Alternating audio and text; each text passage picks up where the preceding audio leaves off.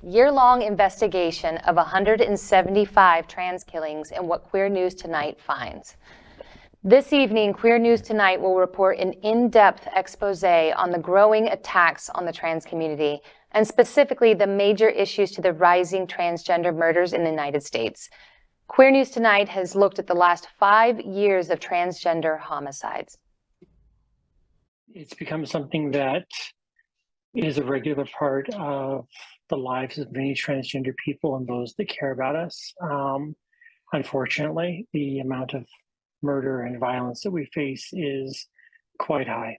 It's very bittersweet for me in that regard, to realize that no, this is continuing to happen and will probably continue to happen until things change.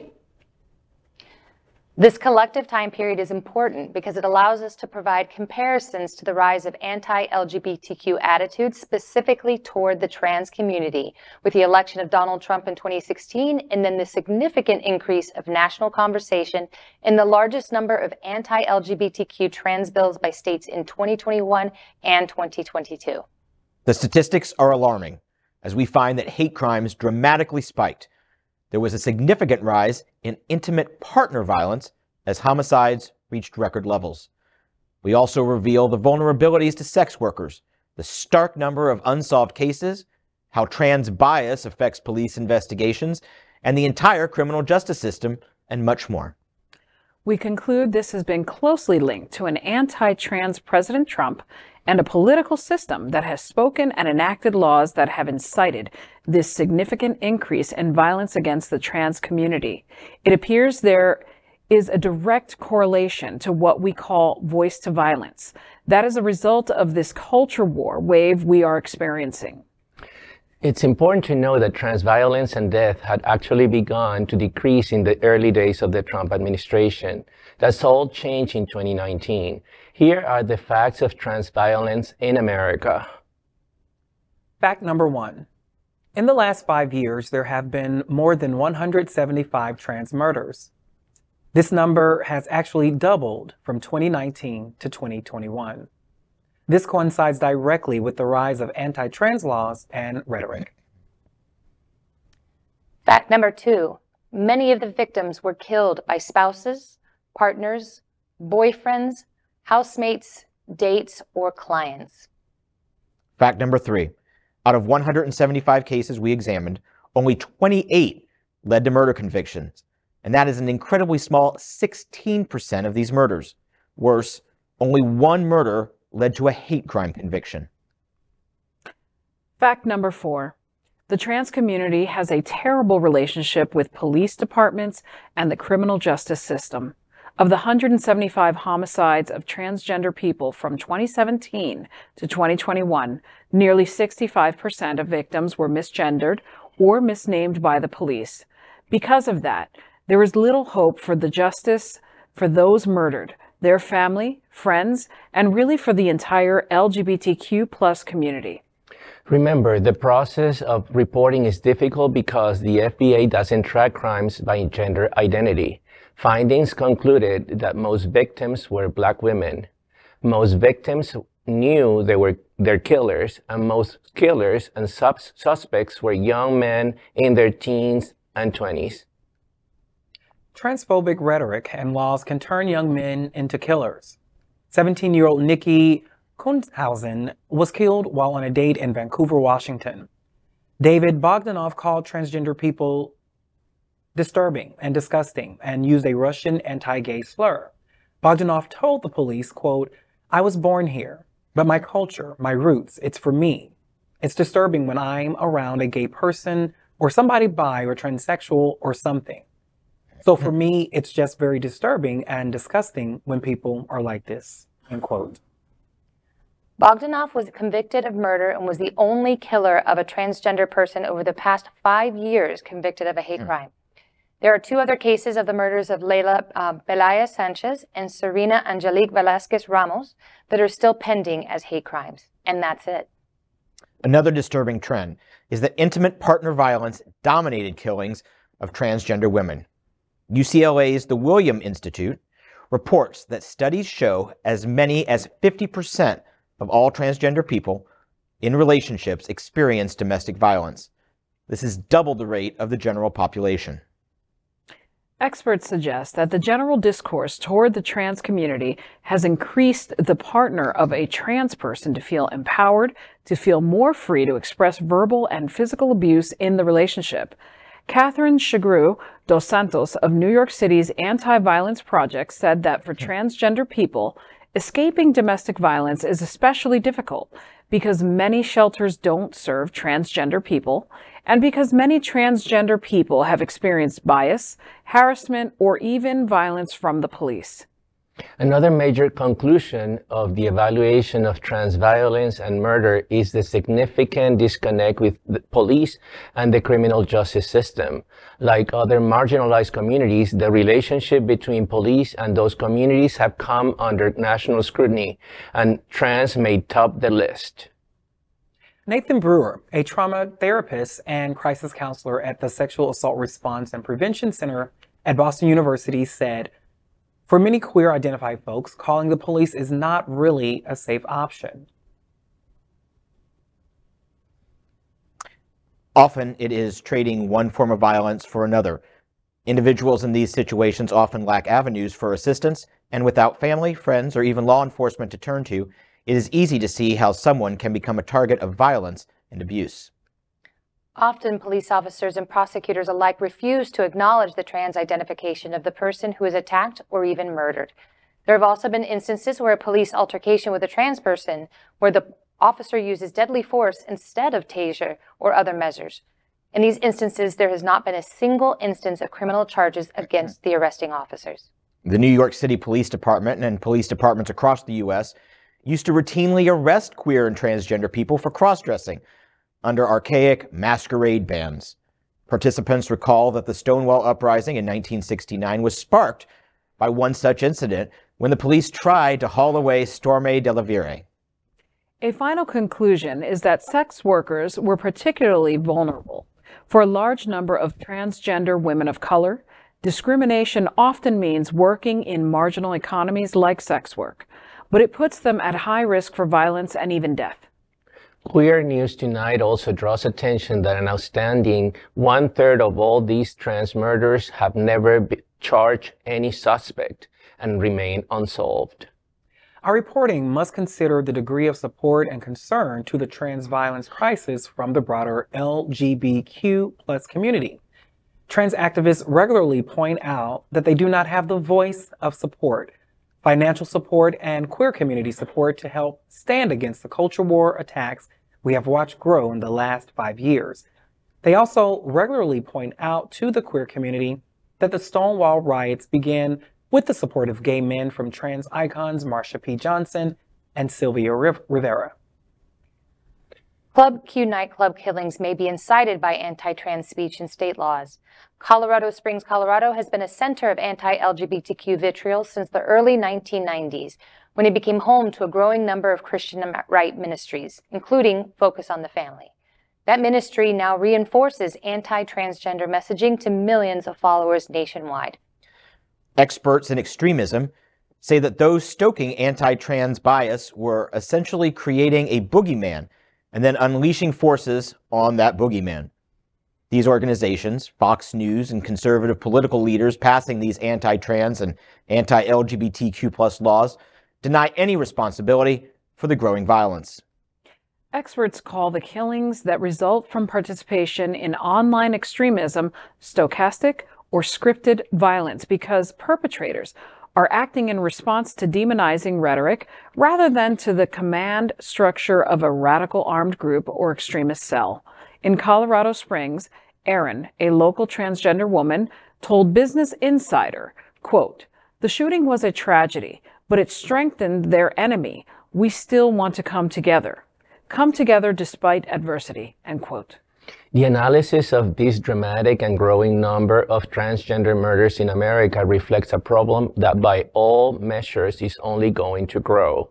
The 2024 presidential election, with leading potential candidates like notorious anti-trans and anti-LGBTQ+ Florida Governor Ron DeSantis, Texas Governor Greg Abbott, And even the return of Donald Trump means that rhetoric and laws that are causing this violence have little chance of subsiding. Queer News Tonight thanks our news colleagues at Business Insider for their tremendous contribution to this story and their journalism on this vital American issue. Queer News Tonight will continue to follow this story.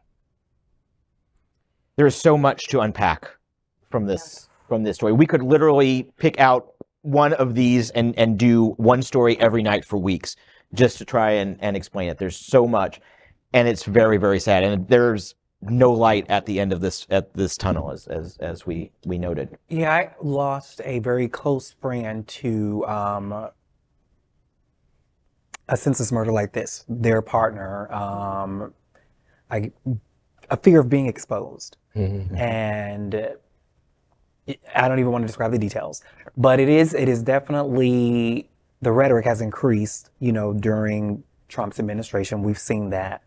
And it's concerning because, it's such a fight that we've already been in, but it's like now we're experiencing deaths where they were sporadic. Now they are more frequent. So it's just even more concerning. And to the point made that in 2024, we have candidates that are so strong in how they feel about anything gay. Like, you can't say gay in certain environments for them. It's just getting really, really ridiculous. But I'm hoping that we will continue to band together. We have platforms like this where we get to speak on such matters and just try to bridge the gaps. I think that even so, the word boogeyman here resonates with me. Politics and politicians have, especially here in the state of Florida, have found political gain with the word. Not only, even within the gay community, but the transgender community is kind of like the boogeyman.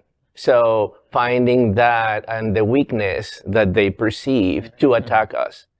And it's just so awful that they can, find this weakness and think that we cannot respond. I think that a Stonewall is necessary, a new Stonewall is necessary, and us as a community, rise up and defend our transgender sisters and brothers, because politicians are coming for us. And it's mobilizing their base based on this situation alone. And we need to do something. It's just so critical because people are being killed. People are being harassed in schools. People are being thrown out of, works and jobs and, their places of residence because of this situation. This is not just a political game for these candidates. This is our life. This is our reality. So we need to wake up. And education and awareness is first step. It's really important. I think bringing awareness, having this story so that people understand what's actually happening. Because I think a lot of people still don't really understand it. And it's just presenting it constantly to the forefront, because yes, they consider it the boogeyman, but it's like, what are you really scared of? And just showing the normalcy of who we all are individually as unique people who are all part of this society. So I'm glad that we've been pulling these stories to light, and I think we should continue to do so. I believe the thing that actually worries me the most is the inaccuracy of names not being reported appropriately. You have so many people who, because they weren't reported appropriately, you don't know where they went.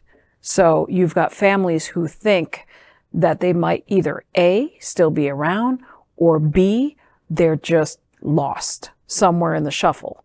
And names are important because the names are direct reference to the actual being of whom this happened to, and we can't honor the dead if we don't know their names, and we need their names. And that list is going to be ever growing for a very long time. And, you mentioned that Trans Day of Remembrance was commemorated in Wilton Manor back in November. And Pride Center had a very nice ceremony to mark it. But one of the things that struck me is I covered it in 2021, then I covered it in 2022. And they always have a very nice wall. It's not, you know what I mean, a wall with all the pictures honoring the victims. And what struck me this last year was that the number of pictures up there was just about double from what it was just a year prior. Now, perhaps that is a little bit better reporting because some jurisdictions and states are starting to pay more attention to it. Right. But the fact is, it's still, one is too many. Right. One is too many. But there were like 50 up there. The visual representation of that, just seeing that, it's a gut I can imagine it's just staggering. Yeah, absolutely. And we all, either through the work that we get to do with this show or our daily lives, we all know a trans person. Absolutely. Or multiples, but at least one. And one of the common things, they all are vibrant and unique individuals, but one continual story arc through all of them is that they essentially live in fear. Yes. And if they make it past 37, they are considered long-term survivors because there's so much murder, there's so much suicide, there's so much lack of treatment for trans people, and it's heartbreaking. And the hardest part is that we've got a group of kids in many states. You know, it's already hard enough to be gay. It's already hard enough to be LGBTQ+, but to be trans is also hard. And we've got states like Florida and Texas actively legislating against them. And that has, when it's coming from, you know, when the school or the government that you're taught is there to protect you and to make your life better, that they are actually working to make it infinitely worse, has got to be hard for a 9, 10, 12, 14, 16-year-old person to deal with. In the name of religious freedom, which is what bothers me even most. I mean, they try to pass all these laws just arguing, you know, the religious freedom of them, you know, so that, you know, we can live freedom for them. For them, not for the rest of us, you see. Yeah. So they're trying to pass this agenda, but we are the ones with the agenda, apparently. But, you know, they try to get away with all of this, basically, you know, dictating how kids are going to the bathrooms in schools, you know, and things like, you know, things that are so outrageous, and that we have to somehow live with this, and this become the norm. We have to. But we have to fight it because the youth are watching. Yeah. Exactly. But you bring up bathrooms, and that's what they do. They try and scare you, like the story said. We said, you know, they turn us into a boogeyman, and they try and capitalize on when people feel they're most vulnerable. When do you feel vulnerable? When you're in a bathroom, right? When you're in a locker room, you know, when you're at school, because God, school's just hard enough. I wouldn't go back to 8th grade as a straight white boy with full hair. It happened. But yeah, I had hair. But you know, but they try and seize on that and stoke fear of the most intimate and vulnerable moments, so that people will go, oh, God, no, not my bathroom. We are going to continue to follow this throughout the year. Many states are starting their annual legislative sessions. Hundreds of bills against the whole LGBTQ+ community, but especially trans, are going to be introduced. Many won't see the light of day because Republicans in New York can introduce all they want and they'll never get a hearing. But they're going to be introduced, which means the sentiment is out there. That means that our community and our trans brothers and sisters are going to be used for political gain, especially over the next 3 to 4 months. So we will continue to follow this. We will continue to not let these people be forgotten, and we will continue to hold wretched, horrible politicians up to the light and say, this is terrible and we are not going to stay here for you. LGBTQ+ news is vital for our community and for the broader world as a whole. We have enough enemies at Fox News. Tucker, Sean, and Lara are loud. We need passionate allies. Happening Out television network, Queer News Tonight, and It's Happening Out are literally out of the closet and into the headlines. Our community needs your support. Like this broadcast and subscribe now to ensure the growth of the entire LGBTQ+ community.